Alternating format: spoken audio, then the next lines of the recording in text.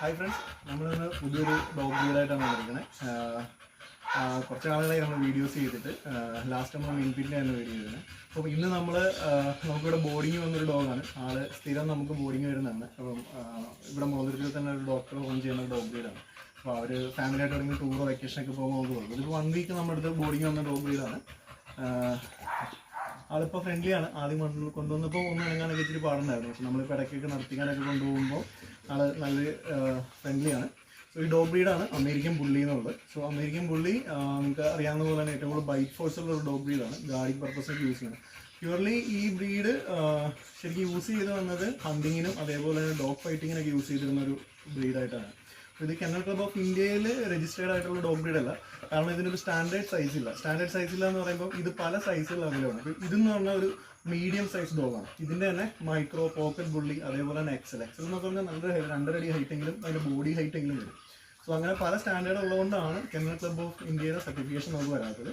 പക്ഷെ അല്ലാണ്ടുള്ള online Pedigree അല്ല പല ഇതിലും നമുക്ക് അവൈലബിൾ ആയിട്ടുള്ളതുണ്ട്. ശരിക്കും അതൊരു ഗാർഡിങ് പർപ്പസിനൊക്കെ ഒരു സിംഗിൾ മാസ്റ്റർ ഓണർ പറഞ്ഞ പോലെ രീതിയിൽ ചെയ്യാൻ പറ്റിയൊരു ഡോഗ് ബ്രീഡാണ്.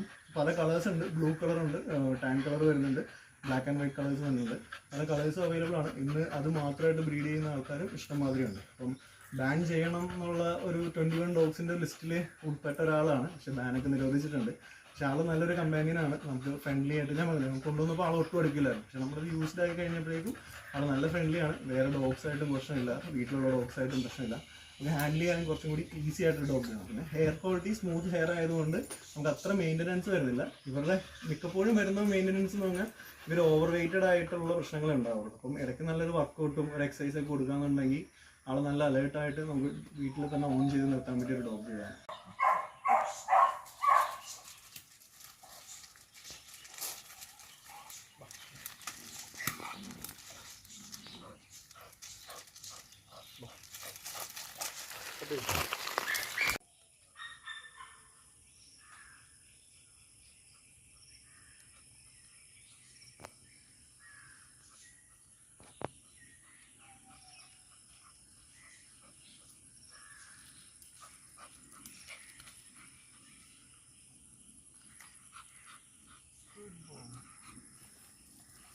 എടുത്തിട്ടോ